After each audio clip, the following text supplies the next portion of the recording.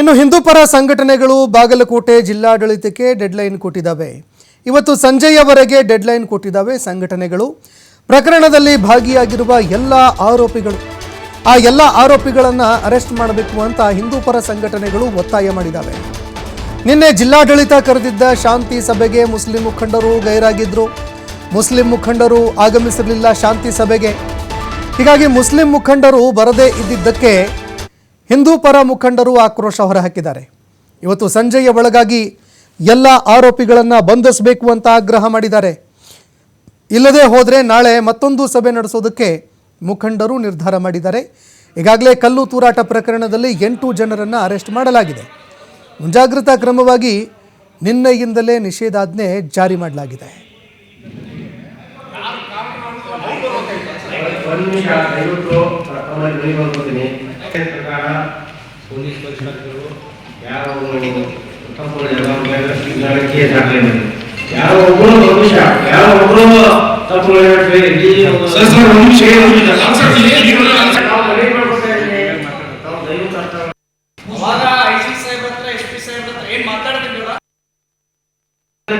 ಯಾರು ಪ್ರಮುಖರಿದ್ದಾರೆ ಆ ಮಸೀದಿಯ ಮೌಲ್ವಿ ಅಂತಿರೋ ಅಧ್ಯಕ್ಷರು ಅಂತಿರೋ ಯಾರ ಅವರು ಮುಖ್ಯಸ್ಥ ಯಾರು ಎಲ್ಲರನ್ನೂ ಅರೆಸ್ಟ್ ಮಾಡ್ಬೇಕು. ಮತ್ತು ಒಳಗೆ ಯಾರು ಮಸೀದಿ ಒಳಗೆ ಯಾರಿದ್ದಾರೋ ಅವ್ರೆಲ್ಲರನ್ನೂ ಅರೆಸ್ಟ್ ಮಾಡ್ಬೇಕು. ಮತ್ತು ಯಾರ ಇವ್ರ ಮೇಲೆ ಬರೀ ಒಂದು ಪಿಟಿ ಕೇಸ್ ಹಾಕಿ ಬಿಡೋದಲ್ಲ. ಹೇಳಿದಾರನ್ನ ಶ್ರೀನಿವಾಸ ಹಾಕಿ ಅಂತ ಹೇಳಿದ ಶ್ರೀನಿವಾಸ ಹಾಕಿದ್ರೆ ನಾವು ಕ್ಲಾರಿಫೈ ಮಾಡ್ಕೊತೀವಿ. ಜೊತೆಗೆ ನಾವು ನೀವು ಕರೆದ ನಾವು ಗೌರವ ಕೊಟ್ಟು ಬಂದೀವಿ. ಹಂಗೇನೆ ಅವ್ರು ಬರ್ಬೇಕಾಗಿತ್ತು. ಬಂದಿಲ್ಲ ಅಂತ ಹೇಳಿದ್ರೆ ಅವರ ಎಡವಟ್ಟಲ್ಲಿ ತೋರಿಸ್ತಾ ಇದೆ. ಹಾಗಾಗಿ ನಾವು ಈ ಎಲಿಮೆಂಟ್ ನೇಚರ್ನ ಒಪ್ಕೊಳ್ಳೋದಿಲ್ಲ. ಹಾಗಾಗಿ ನಾವು ನಿಮ್ಮಲ್ಲಿ ರಿಕ್ವೆಸ್ಟ್ ಮಾಡ್ತಾ ಇದ್ದೀವಿ, ನಾಳೆ ಸಂಜೆ ಒಳಗೆ ನೀವು ಇನ್ವೆಸ್ಟಿಗೇಷನ್ ಮಾಡ್ತೀರೋ ಪ್ರೈವೇಟ್ ಇಶ್ಯೂವಂತೂ ಹಂಗೆ ಮುಂದೆ ಕಡಿಬೇಕಾಗಿತ್ತು ಸರ್. ಅವ್ರು ಯಾರೇ ತಪ್ಪು ಮಾಡಿದ್ರೆ ನಮ್ಗೆ ಎಲ್ಲರಿಗೂ ಚೆನ್ನಾಗಿ ಗೊತ್ತಿದೆ. ದಯವಿಟ್ಟು ಅವ್ರು ನಾಳೆ ಸಂಜೆ ಒಳಗೆ ನೀವು ಅರೆಸ್ಟ್ ಮಾಡಬೇಕು. ನಾಳೆ ಸಂಜೆ ನಂತರ ನಾವು ನಮ್ಮ ನಿಲುವನ್ನು ತಿಳಿಸ್ತೀವಿ.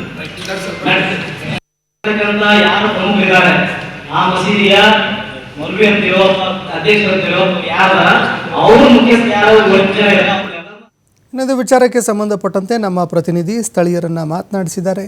ಏನು ಹೇಳ್ತಾರೆ ಕೇಳಿ. ಶಿವಾಜಿ ಮಹಾರಾಜರ ಮೇಲೆ ಕಲ್ಲು ತೂರಾಟ ಮತ್ತು ಚಪ್ಪಲಿ ಎಸೆಯುವಂಥ ಕೆಲಸಕ್ಕೆ ಕೂಡ ಮುಂದಾಗಿರುವಂಥದ್ದು. ಈ ಹಿನ್ನೆಲೆಯಲ್ಲಿ ಇವತ್ತು ಪ್ರಸಿದ್ಧ ವಾತಾವರಣ ಬಾಗಲಕೋಟೆ ಜಿಲ್ಲೆಯಲ್ಲಿ ಆಗಿತ್ತು. ಶಾಂತಿ ಸಭೆಯನ್ನು ಮಾಡಬೇಕು ಅನ್ನೋ ನಿಟ್ಟಿನಲ್ಲಿ ಜಿಲ್ಲಾಡಳಿತ DC ಅವರು ಒಂದು ಸಭೆಯನ್ನು ಕರೆದಿದ್ದರು. ಸಭೆಯಲ್ಲಿ ಏನು ಹಿಂದೂ ಮುಖಂಡರು ಕೂಡ ಭಾಗಿಯಾದಂಥ ಸಂದರ್ಭದಲ್ಲಿ ಒಂದೇ ಕಡೆಯಿಂದ ಒಂದು ಸಭೆ ಆರಂಭವಾಗುತ್ತೆ. ಆ ಸಭೆಯನ್ನು ಧಿಕ್ಕರಿಸಿ ಬಂದಿದ್ರಿ. ಏನೆಲ್ಲ ಆಯಿತು, ಏನು ಹೇಳಕ್ಕೆ ಇಷ್ಟಪಡ್ತೀರಿ? ನಾವು ಸಭೆಯನ್ನು ಧಿಕ್ಕರಿಸಿ ಬಂದಿಲ್ಲ. ನಮ್ಮ ನಿಲುವು ಏನು ಅನ್ನುವಂಥದ್ದು ನಾವು ಹೇಳಿದ್ವಿ. ನಮ್ಮ ನಿಲುವೇನಿದೆ ಬೆಳಗ್ಗೆನೂ ಅದನ್ನೇ ಹೇಳಿದ್ದೀವಿ. ಮಧ್ಯಾಹ್ನ SP ಕಚೇರಿಯಲ್ಲಿ ಹೋದಾಗೂ ಅವ್ರ ಜೊತೆ ಅಧಿಕಾರಿಗಳ ಜೊತೆ ನಾವು ಅದೇ ಮಾತಾಡಿದ್ವಿ.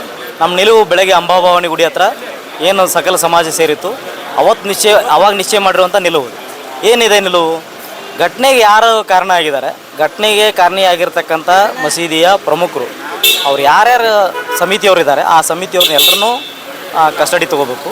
ಮತ್ತು ಅವ್ರ ಮೇಲೆ ಗುರುತರವಾಗಿರ್ತಕ್ಕಂಥ ಆಪಾದನೆಗಳ ಸೆಕ್ಷನ್ನ ದಾಖಲು ಮಾಡಬೇಕಂತೇಳಿ ನಮ್ಮದು ನಿಲುವಿದೆ. ನಾಳೆ ಸಂಜೆ ತನಕನೂ ನಾವು ಗಡುವು ಕೊಟ್ಟಿದ್ದೀವಿ. ಅಲ್ಲಿವರೆಗೂ ನಾವು ನಮ್ಮ ಹೋರಾಟನ ಮುಂದುವರಿಸ್ತೀವಿ. ಸರ್, ಈಗ ಶಾಂತಿ ಸಭೆಯನ್ನು ಕರೆದಿದ್ದರು DC ಅವರು. ಈ ಚರ್ಚೆ ಆದರೂ ಕೂಡ ಶಾಂತಿಯನ್ನು ಪಾಲನೆ ಮಾಡಬೇಕಾದಂಥ ಹಿಂದೂ ಕಾರ್ಯಕರ್ತರು ಎಲ್ಲರೂ ಕೂಡ ಒಗ್ಗೂಡಿಕೊಂಡು ಬಂದಿದ್ರಿ. ಇಷ್ಟಾದರೂ ಕೂಡ ಬರದೇ ಇದ್ದ ಸಂದರ್ಭದಲ್ಲಿ ತಾವು ಕೂಡ ಹೊರಗಡೆ ಬಂದ್ರಿ. ಅದರ ಉದ್ದೇಶ ಏನಾಗಿತ್ತು ಹೇಳೋದಲ್ಲ? ಶಾಂತಿ ಸಭೆ ಒಂದೇ ಕಡೆಯಿಂದ ಆದರೆ ಆಗಂಗಿಲ್ಲ, ಎರಡೂ ಕಡೆನೂ ಆಗಬೇಕು. ಆ ಕಾರಣಕ್ಕೋಸ್ಕರ ನಾವು ಯಾವಾಗಲೂ ಹಿಂದೂ ಸಮಾಜ ಯಾವಾಗಲೂ ಶಾಂತಿಯುತವಾಗಿಯೇ ನಡ್ಕೊಂಡಿದೆ. ನಮ್ಮ ಕಡೆಯಿಂದಂತೂ ಶುರುವಾಗಿಲ್ಲ. ಈಗೇನು ಅಂಗೈ ಹುಣ್ಣಿಕೆ ನಡೀಬೇಕಾಗಿಲ್ಲ. ನಿನ್ನೆ ಆಗಿರ್ತಕ್ಕಂಥದ್ದು ಎಲ್ಲರೂ ಮೀಡಿಯಾದಲ್ಲಿ ಸೋಷಿಯಲ್ ಮೀಡಿಯಾದಲ್ಲಿ ನಾವು ನೋಡಿದ್ದೀವಿ. ಅವ್ರ ಮಸೀದಿಯಿಂದಲೇ ಕಲ್ಲು ಬಂದಿದೆ, ಮಸೀದಿಯಿಂದಲೇ ಚಪ್ಪಲಿ ಬಂದಿದೆ, ಮಸೀದಿಯಿಂದ ಬಂದಿರತಕ್ಕಂಥ ಕಲ್ಲಿನಿಂದನೇ SP ತಲೆ ಹೊಡೆದಿದೆ, ಮಸೀದಿಯಿಂದ ಬಂದಿರತಕ್ಕಂಥ ಕಲ್ಲಿಂದನೇ ಒಬ್ಬ ನಮ್ಮ ಹಿಂದೂ ಮುಖಂಡರಿಗೆ ತಲೆ ಹೊಡೆದಿದೆ. ಅವ್ರು ಇವತ್ತು ಹಾಸ್ಪಿಟ್ಲಲ್ಲಿದ್ದಾರೆ. ಹಾಗಾಗಿ ಇದಕ್ಕೇನು ಹೆಚ್ಚಿನ ಸಾಕ್ಷ್ಯಾಧಾರಗಳೇನು ಬೇಕಾಗಿಲ್ಲ. ನಮ್ಮ ಕಡೆಯಿಂದಂತೂ ಯಾವ ತಪ್ಪೂ ಆಗಿಲ್ಲ. ಹಿಂದೂ ಮುಖಂಡರು, ಹಿಂದೂ ಸಂಘಟನೆ ಕಾರ್ಯಕರ್ತರು, ಹಿಂದೂ ಬಾಂಧವರಿಂದ ಎಳ್ಳಷ್ಟು ತಪ್ಪಾಗಿಲ್ಲ ಅಂತೇಳಿ ನಾನು ಖಡಾಖಂಡಿತವಾಗಿ ಹೇಳ್ತೀನಿ. ಯಾಕಂತ ಹೇಳಿದ್ರೆ ನಮ್ಮವ್ರದ್ದು ಎಲ್ಲ ವೀಡಿಯೋಸ್ನೂ ನೀವು ನೋಡಿರಿ.